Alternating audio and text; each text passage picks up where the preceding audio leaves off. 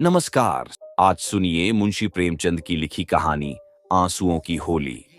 नामों को बिगाड़ने की प्रथा न जाने कब चली और कहां शुरू हुई। इस संसार व्यापी रोग का पता लगाए तो ऐतिहासिक संसार में अवश्य ही अपना नाम छोड़ जाए। पंडित जी का नाम तो श्रीविलास था, पर मित्र लोग सिलबिल कहा करते थे। नामों का असर चरित्र पर कुछ न कुछ पड़ जाता है। बेचारे सिलबिल सचमुच ही सिलबिल थे। दफ्तर जा रहे हैं, मगर पाजामे का इजारबंद नीचे लटक रहा है। सिर पर फेल्ट कैप है, पर लंबी सी चुटिया पीछे झांक रही है। अचकन यूं बहुत सुंदर है। न जाने उन्हें त्योहारों से क्या चिढ़ थी। दिवाली गुजर जाती पर वह भला मांस कौड़ी हाथ में न लेता। और होली का दिन तो उनकी भीषण परीक्षा का दिन था।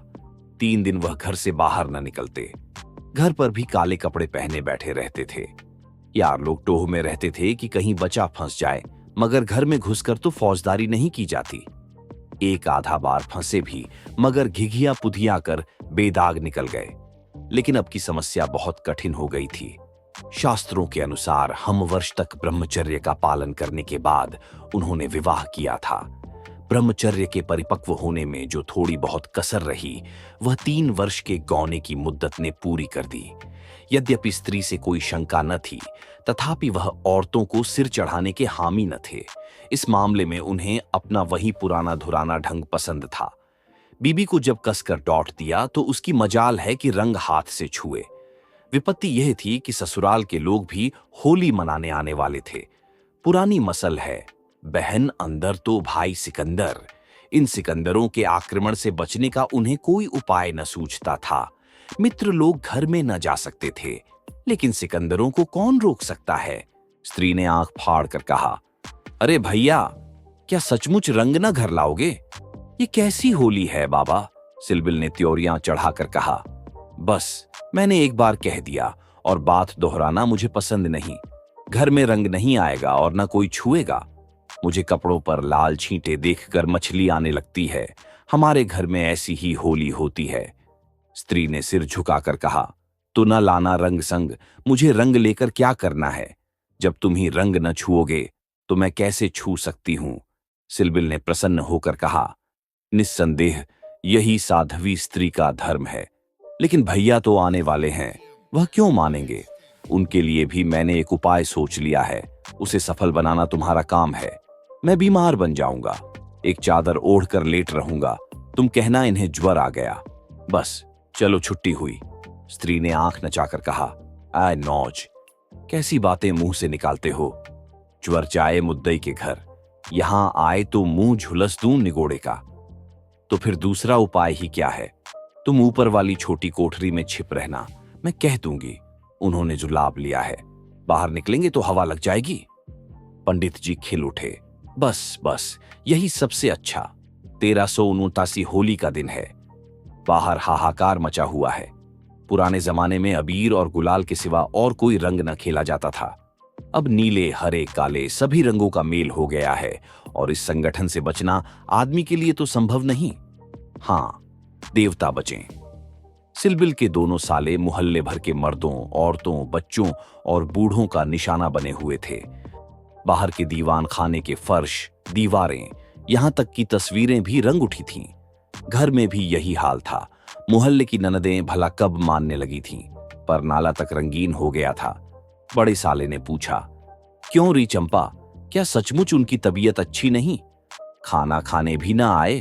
चंपा ने सिर झुकाकर कहा, हां भैया, रात ही से पेट में कुछ दर्द होने लगा। डॉक्टर ने हवा में निकलने को मना कर दिया है। जरा देर बाद छोटे साले ने कहा, क्यों जीजी जी, क्या भाई साहब नीचे नहीं आएंगे? ऐसी भी क्या बीमारी है? कहो तो ऊपर जाकर देखाऊं। चंपा ने उसका हाथ पकड़कर कहा, नहीं नहीं, ऊपर मत जाइयो, वह रंग वंग न खेलेंगे। डॉक्टर ने हवा में निकलने को मना कर दिया है। दोनों भाई हाथ मलकर रह गए। सहसा छोटे भाई को एक बात सूझी, जीजा जी के कपड़ों के साथ क्यों न होली खेलें? वे तो नहीं बीमार हैं। बड़े भाई के मन में यह बात बैठ गई। बहन बेचारी अब क्या करती? सिकंदरों ने कुंजियां उसके हाथ से लीं और सिलबिल के सारे कपड़े निकाल निकाल कर रंग डाले। रूमाल तक न छोड़ा। जब चंपा ने उन कपड़ों को आंगन में अलगनी पर सूखने को डाल दिया, तो ऐसा जान पड़ा मानो किसी रंगरेज ने ब्याह के जोड़े रंगे हों। सिलबिल ऊपर बैठे बैठे यह तमाशा देख रहे थे, पर जबान न खोलते थे। छाती पर सांप सा लौट रहा था। सारे कपड़े खराब हो गए, दफ्तर जाने को भी कुछ न बचा। इन दुष्टों को मेरे कपड़ों से न जाने क्या बैर था। घर में नाना प्रकार के स्वादिष्ट व्यंजन बन रहे थे। मोहल्ले की एक ब्राह्मणी के साथ चंपा भी जुटी हुई थी। दोनों भाई और कई अन्य सज्जन आंगन में भोजन करने बैठे तो बड़े साले ने चंपा से पूछा, कुछ उनके लिए भी खिचड़ी विचड़ी बनाई है? पूर्याम तो बेचारे आज खा न सकेंगे। चंपा ने कहा, अभी तो नहीं बनाई, अब बना लूंगी। वाह री तेरी अक्ल, अभी तक तुझे इतनी फिक्र नहीं कि वह बेचारे खाएंगे क्या? तू तो इतनी लापरवाह कभी न थी। जा निकाल ला जल्दी से चावल और मूंग की दाल। लीजिए, खिचड़ी पकने लगी। इधर मित्रों ने भोजन करना शुरू किया। सिलबिल ऊपर बैठे अपनी किस्मत को रो रहे थे। उन्हें इस सारी विपत्ति का एक ही कारण मालूम होता था, विवाह। चंपा नहीं आती तो ये साले क्यों आते? कपड़े क्यों खराब होते? होली के दिन मूंग की खिचड़ी क्यों खाने को मिलती? मगर अब पछताने से क्या होता है? जितनी देर में लोगों ने भोजन किया उतनी देर में खिचड़ी तैयार हो गई। बड़े साले ने खुद चंपा को ऊपर भेजा कि खिचड़ी की थाली ऊपर दे आए। सिलबिल ने थाली की ओर कुपित नेत्रों से देखकर कहा, इसे मेरे सामने से हटा ले जाओ। क्या आज उपवास ही करोगे? तुम्हारी यही इच्छा है तो यही सही। मैंने क्या किया? सवेरे से जुटी हुई हूं। भैया ने खुद खिचड़ी डलवाई और मुझे यहां भेजा। हाँ, वह तो मैं देख रहा हूं कि मैं घर का स्वामी नहीं। सिकंदरों ने उस पर कब्जा जमा लिया है, मगर मैं यह नहीं मान सकता कि तुम चाहती तो और लोगों के पहले ही मेरे पास थाली न पहुंच जाती। मैं इसे पतिव्रत धर्म के विरुद्ध समझता हूं, और क्या कहूं। तुम तो देख रहे थे कि दोनों जने मेरे सिर पर सवार थे। अच्छी दिल लगी है कि और लोग तो समोसे और खस्ते उड़ाएं और मुझे मूंग की खिचड़ी दी जाए। वाह रे नसीब, तुम इसे 2-4 कौर खा लो। मुझे ज्यों ही अवसर मिलेगा दूसरी थाली लाऊंगी। सारे कपड़े रंगवा डाले, दफ्तर कैसे जाऊंगा? यह दिल लगी मुझे जरा भी नहीं भाती। मैं इसे बदमाशी कहता हूं। तुमने संदूक की कुंजी क्यों दे दी? क्या मैं इतना पूछ सकता हूं? जबरदस्ती छीन ली, तुमने सुना नहीं? करती क्या? अच्छा, जो हुआ सो हुआ, ये थाली ले जाओ। धर्म समझना तो दूसरी थाली लाना, नहीं तो आज व्रत ही सही। एकाएक पैरों की आहट पाकर सिलबिल ने सामने देखा तो दोनों साले आ रहे हैं। उन्हें देखते ही बेचारे ने मुंह बना लिया, चादर से शरीर ढक लिया और कराहने लगे। बड़े साले ने कहा, कहिए, कैसी तबीयत है? थोड़ी सी खिचड़ी खा लीजिए। सिलबिल ने मुंह बनाकर कहा, अभी तो कुछ खाने की इच्छा नहीं है। नहीं, उपवास करना तो हानिकर होगा, खिचड़ी खा लीजिए। बेचारे सिलबिल ने मन में इन दोनों शैतानों को खूब कोसा और विष की भांति खिचड़ी कंठ के नीचे उतारी। आज होली के दिन खिचड़ी ही भाग्य में लिखी थी। जब तक सारी खिचड़ी समाप्त न हो गई, दोनों वहां डटे रहे, मानो जेल के अधिकारी किसी अनशन व्रतधारी कैदी को भोजन करा रहे हों। बेचारे को ठूंस ठूंस कर खिचड़ी खानी पड़ी। पकवानों के लिए गुंजाइश ही न रही। 10 बजे रात को चंपा उत्तम पदार्थों का थाल लिए पतिदेव के पास पहुंची। महाशय मन ही मन झुंझला रहे थे। भाइयों के सामने मेरी परवाह कौन करता है? न जाने कहां से दोनों शैतान फट पड़े। दिन भर उपवास कराया और अभी तक भोजन का कहीं पता नहीं।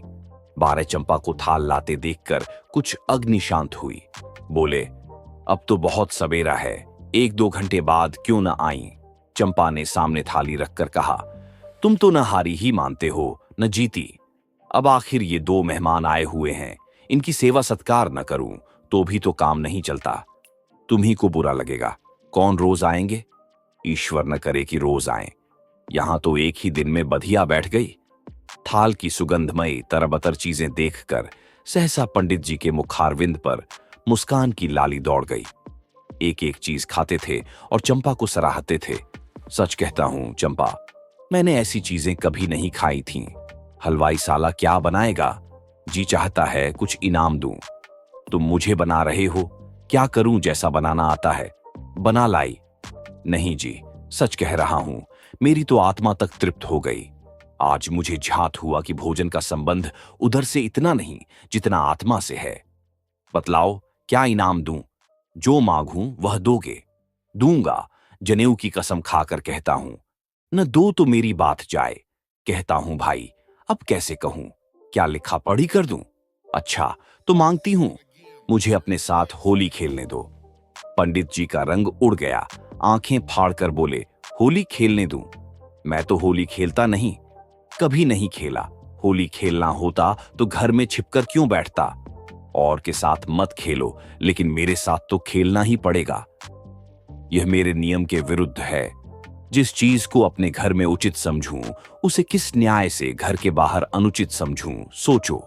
चंपा ने सिर नीचा करके कहा, घर में ऐसी कितनी बातें उचित समझते हो जो घर के बाहर करना अनुचित ही नहीं, पाप भी है। पंडित जी झेंपते हुए बोले, अच्छा भाई, तुम जीती, मैं हारा। अब मैं तुमसे यही दान मांगता हूं। पहले मेरा पुरस्कार दे दो, पीछे मुझसे दान मांगना। ये कहते हुए चंपा ने लोटे का रंग उठा लिया और पंडित जी को सिर से पांव तक नहला दिया।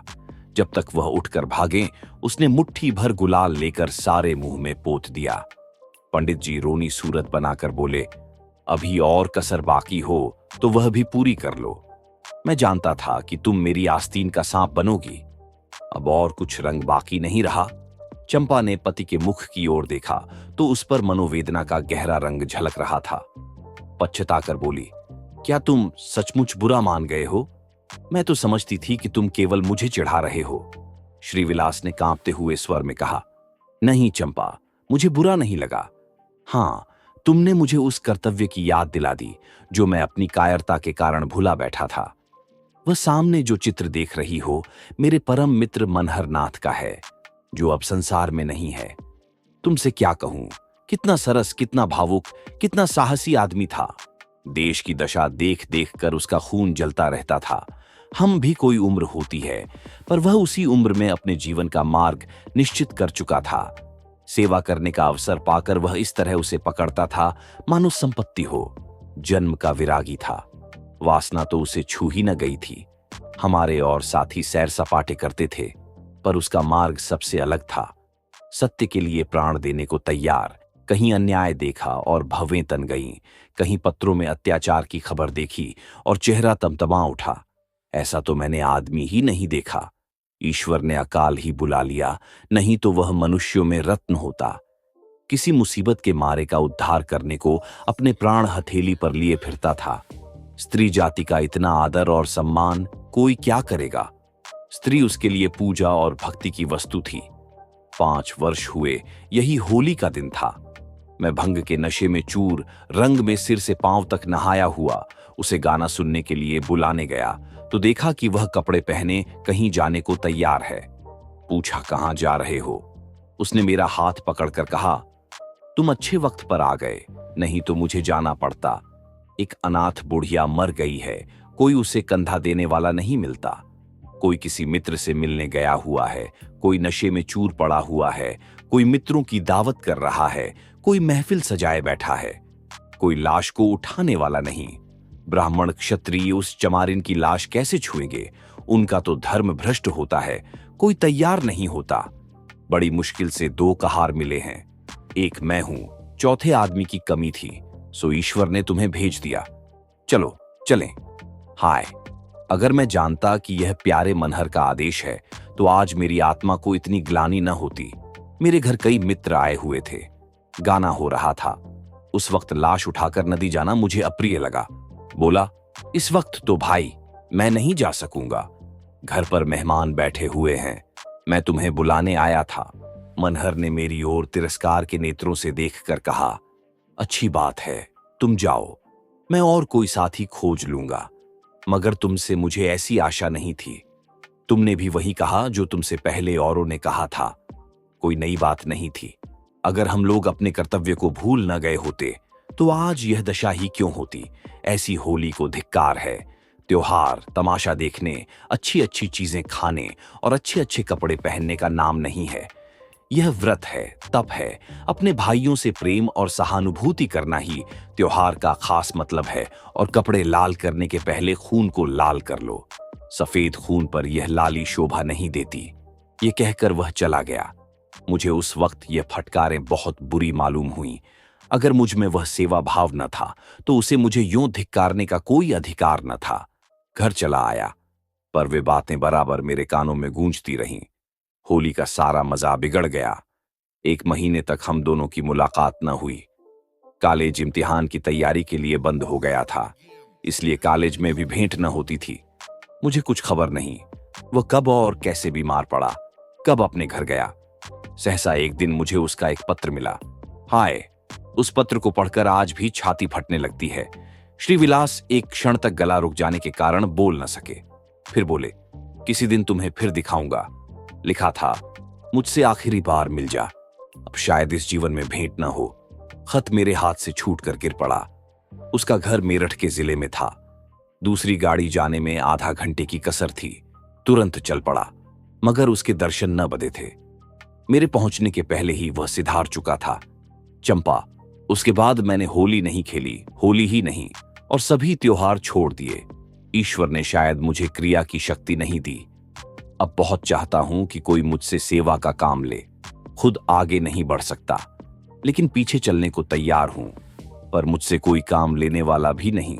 लेकिन आज वह रंग डालकर तुमने मुझे उस धिक्कार की याद दिला दी।